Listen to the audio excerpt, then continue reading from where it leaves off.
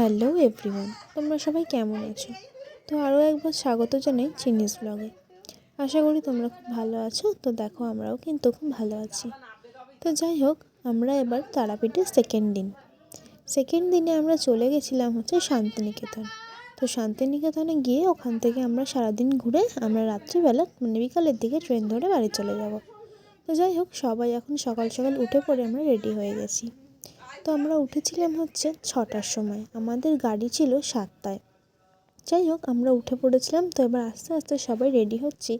7টার সময় আমাদের গাড়ি আসবে, আমরা সেই গাড়ি করে চলে যাব তারাপীঠ স্টেশনে। তো সেখান থেকে আমাদের টিকিট কাটা আছে, সেখান থেকে আমরা চলে যাব শান্তিনিকেতন।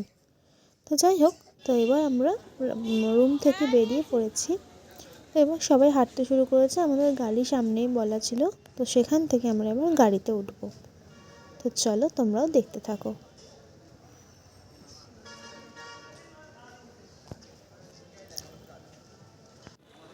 তো চিনিকে দেখো, চিনি কিন্তু এখন ওই শঙ্কর কাকার হাত ধরে এগিয়ে চলেছে।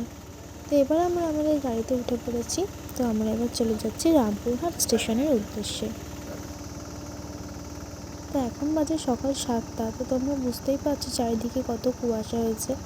কুয়াশার মধ্যে দিয়ে কিন্তু আমরা চলে যাচ্ছি। এখনও তেমন রোদ্দুর ওঠেনি বলে এখন কুয়াশাটা কিন্তু বেশ ভালোই বোঝা যাচ্ছে।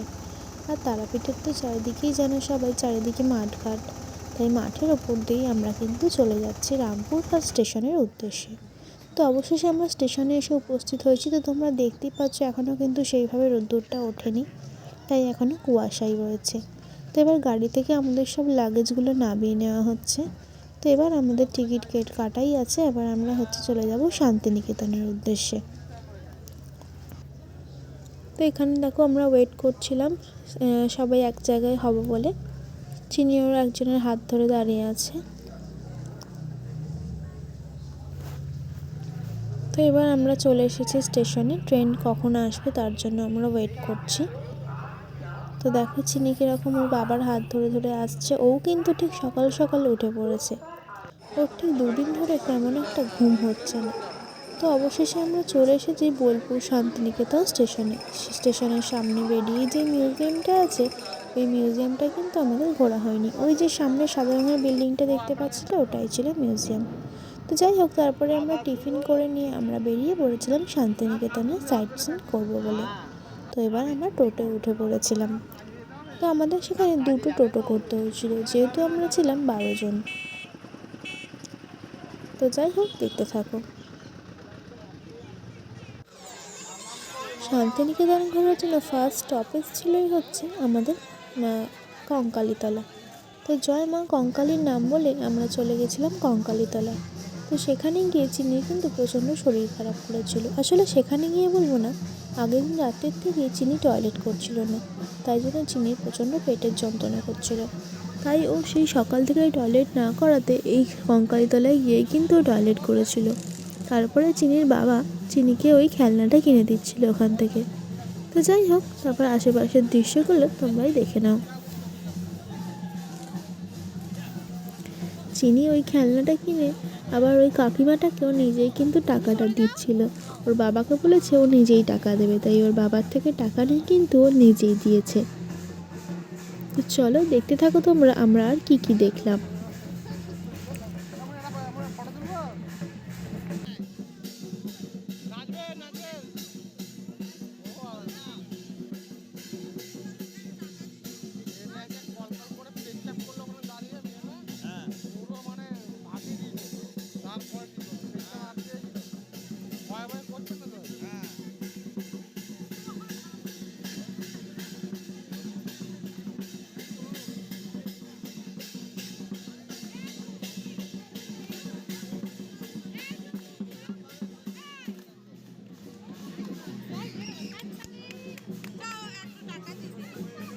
আমরা কিন্তু এই কঙ্কালীতলাতে বেশ মজা করেছিলাম, বিশেষ করে আমি আর চিনি তো প্রথমে নাচতে চাইছিল না, তারপরে যেই দেখেছে ওখানে সবাই নাচছে, চিনিও কিন্তু নাচার জন্য ওখানে চলে গেছিলো।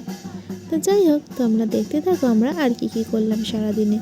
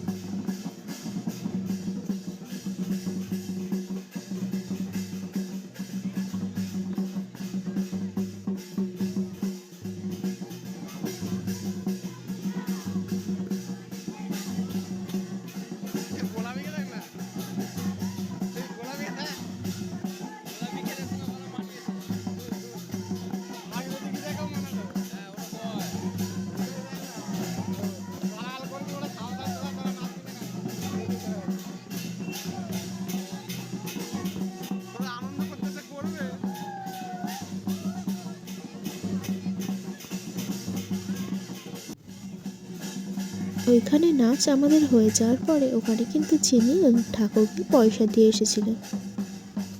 তো যাই হোক, এইবার আমরা এখান থেকে বেরিয়ে পড়বো। তো কঙ্কালীতলা থেকে যাওয়ার পরে আমাদের নেক্সট স্পট কোনটা ছিল তো তোমরা জানতে হলে কিন্তু পুরো ভিডিওটা দেখতে হবে। তো চলো দেখতে থাকো। তো এখানে আমরা কিছু আর একটু ফটো তুলে নিয়েছিলাম। তো এবার আমরা এখান থেকে বেরিয়ে যাব পরের উদ্দেশ্যে, পরের যেখানে আমরা যাব সেখানের উদ্দেশ্যে। তো নেক্সট আমাদের কোথায় যাচ্ছে সেটাই দেখে নাও। তো যাওয়ার পথে আমাদের ছিল রাস্তায় এই সর্ষে ক্ষেতটা। তো দূর থেকে কিন্তু সর্ষে ক্ষেতটা দেখতে একজন কিন্তু নেমে ওখানে ফটোশ্যুটও করছিল, কিন্তু আমরা কিন্তু আর নামিনি। তো যাই হোক, চিনির শরীরটা খারাপ থাকার কারণে আমরা আর এখানে নামতে পারিনি।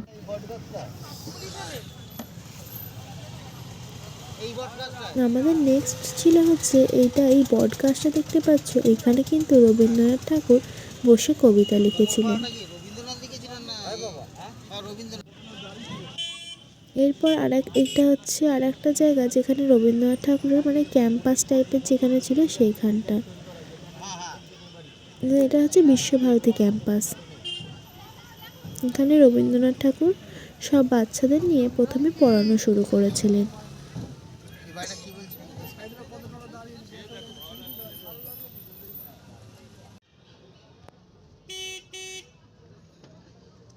ঢুকতে যায় না দাঁড়িয়ে বললে মহাদেবের এটা দেখতে পাচ্ছেন, এটা হচ্ছে আদিবাসী পরিবার রামচন্দ্র বেশ তৈরি করেছিল। হ্যাঁ, এটা যখন দুটো বাচ্চা আছে আর বাঘ আছে, তাদের সন্তানে বেরোতো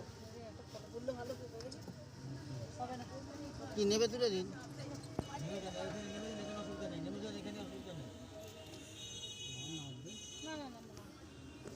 একটুখানি আগিয়ে নিয়ে কিন্তু বাইক দিচ্ছে মানে জানা মানে এটা নিজেদের মানে।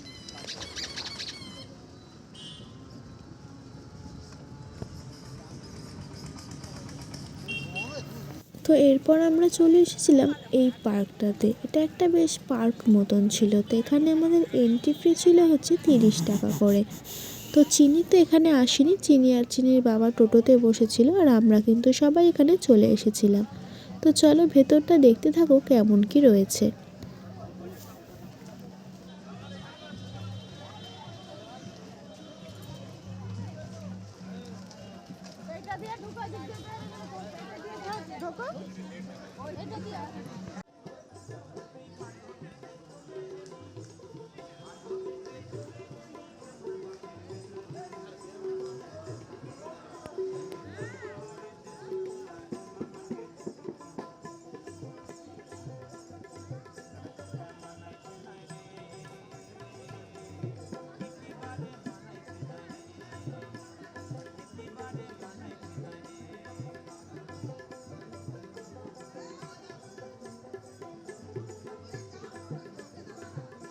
সামনে ফটোটা কিভাবে তুলবো আমার ফটো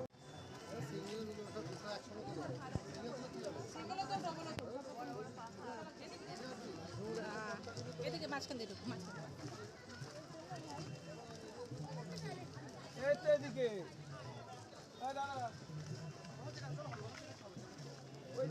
মনে বাচ্চাদের ঘুরতে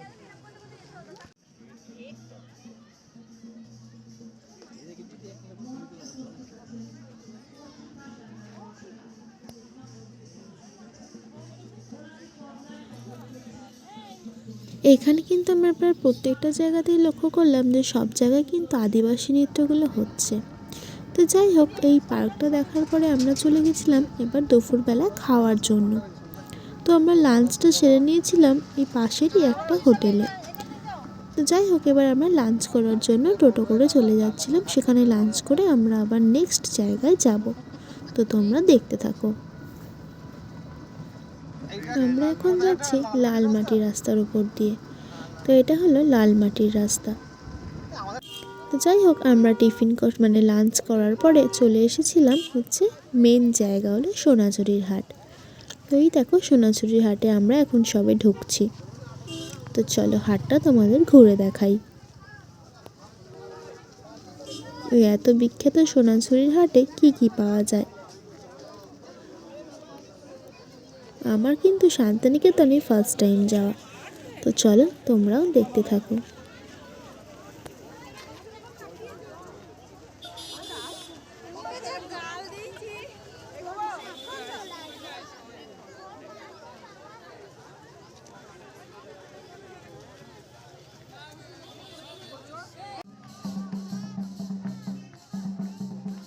এই সোনাঝুরির হাট থেকে বেরোনোর পরেই তার কিছুটা দূরেই ছিল হচ্ছে ওই গাছগুলো, মানে ওটার বনটার নাম ঠিক আমি বলতে পারবো না, মনে হয় শালবন হবে হয়তো। যাই হোক, এরপরেই আমরা চলে গেছিলাম শালবনে। ওখানেও কিন্তু ঠিক সে একই রকমভাবে এই জামা কাপড় বিক্রি হচ্ছিল, আরও বিভিন্ন রকম জিনিসপত্র বিক্রি হচ্ছিল। তো যাই হোক, সেখান থেকে কিন্তু আমরা কিছু কিনিনি। চিনির একটা জামা কেনার দরকার ছিল, তাই কিন্তু কিনেছিলাম। আর এখানে যা দাম বলছিল জিনিসের, তাই আমাদের কিছু কেনা হয়নি। যেই জিনিসটা আমাদের শহরফুলিতে 100 টাকা দাম, সেখানে ওটা বলছিল 250 টাকা। তাই আমরা কিছু না কিনেই ঘুরে ঘাটে চলে এসেছিলাম।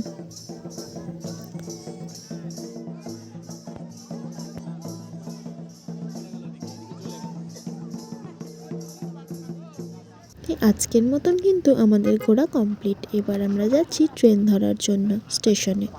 তো যাই হোক, কেমন লাগলো ব্লগটা কিন্তু অবশ্যই জানিও। তো চলো টাটা, আবার আসছি নতুন কোনো ভিডিও নিয়ে তোমাদের সাথে।